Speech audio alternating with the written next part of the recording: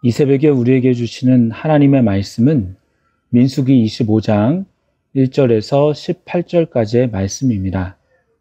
제가 가지고 있는 성경책으로 구약 238쪽에 있습니다.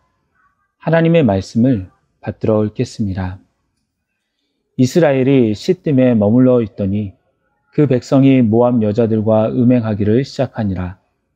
그 여자들이 자기 신들에게 제사할 때에 이스라엘 백성을 청하매 백성이 먹고 그들의 신들에게 절하므로 이스라엘이 바알 부올에게 가담한지라. 여호와께서 이스라엘에게 진노하시니라. 여호와께서 모세에게 이르시되 백성의 수령들을 잡아 태양을 향하여 여호와 앞에 못매어 달라. 그리하면 여호와의 진노가 이스라엘에게서 떠나리라. 모세가 이스라엘 재판관들에게 이르되 너희는 각각 바알 부올에게 가담한 사람들을 죽이라 하니라. 이스라엘 자손의 온 회중이 회막문에서 울 때에 이스라엘 자손 한 사람이 모세와 온 회중의 눈앞에 미디안의 한 여인을 데리고 그의 형제에게로 온지라.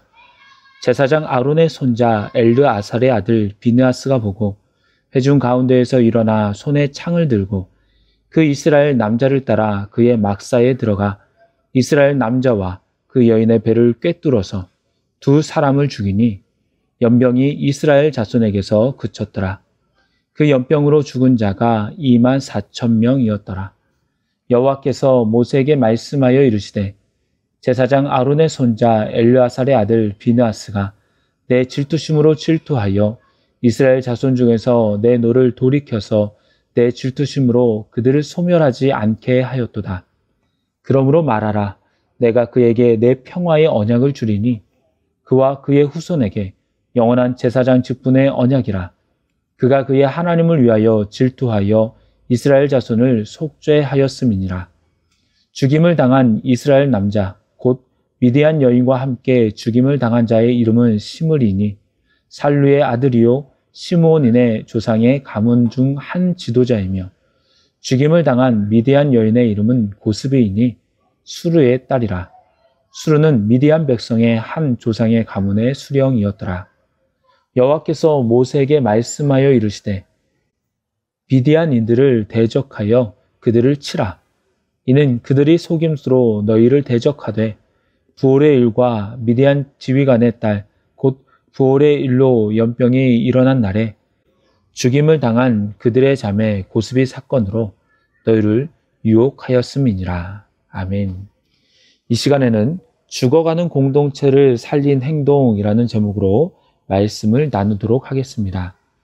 민수기 22장부터 모압 왕 발락이 당시 거짓 선지자였던 발람에게 끊임없이 부탁하던 것이 있습니다. 바로 이스라엘을 저주해 달라는 것이었습니다. 하지만 발람은 하나님이 허락하시지 않은 일을 할 수 없었습니다. 아니, 하나님이 허락하시지 않았기에 그 시도를 하기는 했지만 나귀와 천사에 의해서 저지당하고 말았습니다.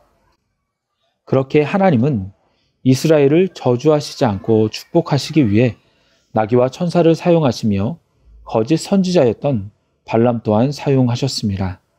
결국 민수기 24장 25절에 보면 발람이 일어나 자기 곳으로 돌아가고 발락도 자기 길로 갔더라 라고 하면서 끝까지 이스라엘을 저주하기를 원했던 모압 왕 발락이 아무것도 하지 못하고 자기 길로 가는 것을 볼 수가 있습니다.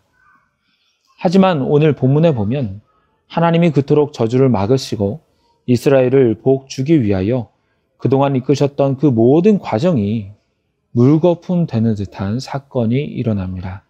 바로 바알 부올의 사건입니다. 오늘 본문 1절에 보시면 이스라엘이 시딤에 머물러 있더니 그 백성이 모압 여자들과 음행하기를 시작하니라 라고 합니다. 저주에 실패하였던 모압이 이제 다른 방법으로 이스라엘을 멸망으로 이끌려고 합니다. 그 방법은 바로 이스라엘 남자들을 꿰어서 모압 여인들과 음행하도록 만드는 것이었습니다. 그들은 미인계를 사용합니다. 광야에서 수십 년 동안 있으면서 제대로 씻지도 꾸미지도 못한 이스라엘 여인들만을 보다가 마음껏 꾸미고 유혹하는 모압 여인들을 보자 이스라엘 남자들의 마음이 많이 움직였을 것입니다. 그래서 그 여인들과 음행하며 성관계를 맺습니다. 그 유혹과 결과는 여기에서 멈추지 않았습니다. 2절에 보시면 여자들이 자기 신들에게 제사할 때에 이스라엘 백성을 청하임에 백성이 먹고 그들의 신들에게 절함으로 라고 합니다. 모압 여인은 자기 신들에게 제사할 때에 이스라엘 백성을 청하여 같이 먹고 마시며 신들에게 절하게 합니다. 비록 40년의 세월이 지났다고 하지만 이스라엘 백성들은 애굽의 10가지 재앙을 경험했습니다. 또한 홍해를 건넜습니다. 그러면서 하나님만이 가장 위대한 신이요 유일신임을 알았습니다. 더군다나 시내산에서 언약을 맺었습니다. 그 1계명이 너는 나 외에는 다른 신들을 내게 두지 말라입니다. 만약 우상에게 절하고 그것들을 섬긴다면 여호와는 질투하는 하나님인즉 그 죄를 3, 4대까지 갚는다고 하셨습니다. 이스라엘 백성들 중에는 시내산 아래에서 하나님이 이 10계명을 말씀하실 때 직접 귀로 들은 이들도 있었습니다. 그 경험이 강렬했기 때문에 그 자녀들에게도 전해 주었을 것입니다. 하지만 너무 허무하게 모압 여인들과 음행을 하면서 자연스럽게 다른 신들에게 제사하며 그 우상들에게 절하는 것을 볼 수가 있습니다.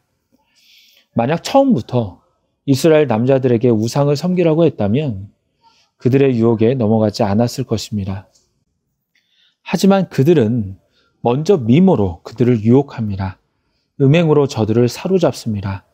사랑이라는 달콤한 단어로 남자들을 꼼짝 못하게 만듭니다.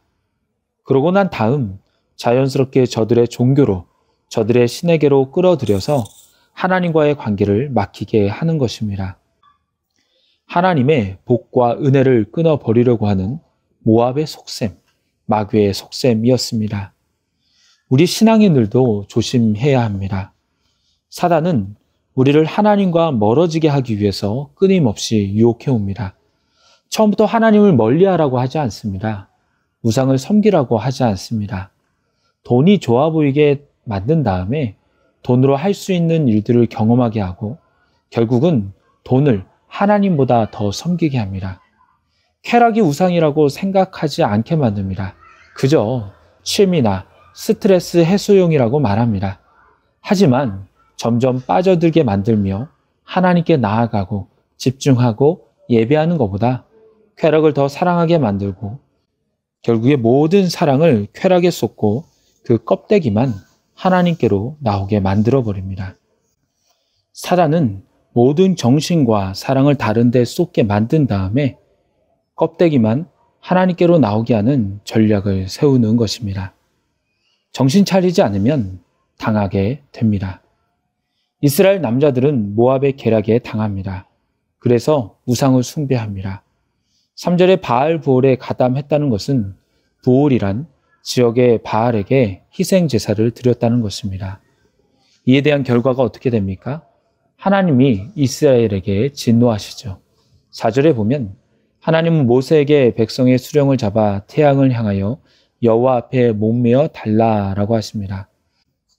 그리하면 여호와의 진노가 이스라엘에게서 떠난다고 하십니다. 우리 성경에는 백성의 수령을 잡으라라고 했지만 원어를 보면 모든이라는 단어가 포함되어 있는데 그러니까 백성의 모든 수령을 잡으라는 것입니다. 모든 지도자들에게 책임을 물으시겠다는 것이죠. 이스라엘을 향한 하나님의 진노가 얼마나 크셨는지를 알 수가 있습니다. 또한 5절에 보면 모세가 이스라엘 재판관들에게 이르되 너희는 각각 바알 부올에게 가담한 사람들을 죽이라 라고 합니다. 수령뿐 아니라 직접 바알 부올에게 가담한 사람들 모두 죽이라는 것이죠. 참 가슴 아픈 일입니다. 재판관들이 자기 민족 중에 범죄한 백성들을 찾아내어 죽이라는 것입니다. 사실 이런 일이 전에도 있었습니다. 출애굽기 32장에 보면 여호와의 편에 선 레위 자손이 칼을 들고 금송아지를 만들며 금송아지에게 절한 백성들 3,000명을 죽이는 일이 있었습니다. 그때에 이어서 다시 한번 동족을 살육하는 일이 일어난 것입니다. 백성의 수령들이 죽임을 당하고 연병이 퍼지고 있는 상태였습니다. 사망이 온 땅을 덮고 있었습니다. 그 슬픔 가운데 온 회중이 모여서 회막문 앞에서 울며 회개하고 있었습니다. 자신들의 죄에 대한 회개와 죽임 당한 자에 대한 슬픔이 섞여 있는 울음이었습니다. 그런데 이렇게 모든 백성들이 슬퍼하고 회개하고 하나님의 자비하심을 간구하고 있을 때 뻔뻔하게 이스라엘 자손 한 사람이 모세와 회중의 눈앞에서 미디안 여인을 데리고 자기 막사에 들어가는 이가 있었습니다. 백성들은 모두 분노합니다. 자기 종족이 죽어도 연병이 일어나고 많은 사람들이 죽임을 당하여도 아직도 정신을 못 차린 것이죠. 그 중에서도 아론의 손자인 비느하스가 회중 가운데서 일어나 손에 창을 들고 막사에 들어가 방금 들어간 이스라엘 남자와 그 여인의 배를 꿰뚫어 버립니다. 사람을 죽인 것입니다. 어찌 보면 두 사람을 죽인 것 자체는 끔찍한 일입니다.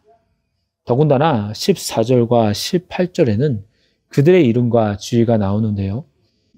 이스라엘 남자의 이름은 시므리이고 시므온 지파의 지도자였습니다. 또한 미디안 여인의 이름은 고스비로 미디안 수령의 딸이었습니다. 이들은 각각 가문의 지도자이거나 그 딸이었기 때문에 후에 문제가 생길 수도 있었습니다. 하지만 비느하스는 그들을 해치웁니다. 그로 인해 두 가지 결과가 나타납니다. 첫 번째는 연병이 그친 것입니다. 그때까지 연병이 계속 진행되고 있었고 이로 인해 24,000명이 죽어갔는데 비느하스의 행동 이후에 연병으로 죽는 사람은 더 이상 없게 된 것입니다. 두 번째로 비느하스에게 영원한 제사장의 직분을 주십니다. 12절과 13절에 보시면 그러므로 말하라 내가 그에게 내 평화의 언약을 주리니 그와 그의 후손에게 영원한 제사장 직분의 언약이라. 그가 그의 하나님을 위하여 질투하여 이스라엘 자손을 속죄하였음이니라. 하나님은 비느하스의 행동을 살인죄로 여기지 않으셨습니다. 11절에 보면 비느하스의 행동이 하나님의 질투심으로 이스라엘 백성들을 소멸하지 않게 하셨다라고 합니다. 비느하스의 거룩한 분노와 행동은 하나님의 질투하심과 심판을 사라지게 만드셨다라는 겁니다. 그러면서 이스라엘 자손의 속죄를 이루게 하셨습니다. 이제 말씀을 맺도록 하겠습니다. 공동체가 우상 숭배에 빠지고 하나님의 진노로 지도자들이 죽임을 당하며 백성이 전염병에 시달려 고통당하며 그렇게 하나님의 징계를 받는 중에도 여전히 죄를 심각하게 여기지 못하는 이들이 있습니다. 그럴 때 비느하스가 거룩한 분노로 두 남자를 처단했을 때 하나님은 진노를 멈추시며 이스라엘을 속죄하셨습니다. 우리 안에 있는 악은 어떤 모양이라도 버리십시오. 그것이 나를 살리는 일입니다. 또한 공동체의 악을 버리도록 노력해야 됩니다. 공동체에서 아무리 영향력이 있고 나와 친분이 있는 이가 있다고 하더라도 계속해서 악을 퍼뜨린다면 그것을 분명하게 지적하며 그 악이 더 이상 퍼져나가지 않도록 조언을 해주고 기도를 해주며 또한 그에게 따끔하게 말도 해줄 수 있어야 됩니다. 그렇게 주님의 마음을 시원케 하며 공동체를 살리는 역할을 감당할 수 있는 저와 여러분이 되기를 소망합니다. 기도하겠습니다. 하나님, 이 시간 주의 말씀을 들려주시니 감사를 드립니다. 이스라엘 백성들은 죽어가는 죄인 줄 모르고 음행을 저지르며 우상을 숭배하였습니다. 하나님, 이것은 그들만의 일이 아닌 우리에게도 일어나는 일임을 깨닫게 하여 주옵소서. 그래서 하나님보다 더 사랑하는 우리 안에 있는 우상이 무엇인지를 알게 하시고 단호히 버리며 주님만 바라볼 수 있도록 인도하여 주옵소서. 비느하스처럼 용기 있는 결단과 행동이 있게 하시며 우리와 공동체를 살리는 일들이 지속적으로 저희들을 통하여 일어나게 하여 주옵소서. 예수 그리스도의 이름으로 기도드리옵나이다. 아멘.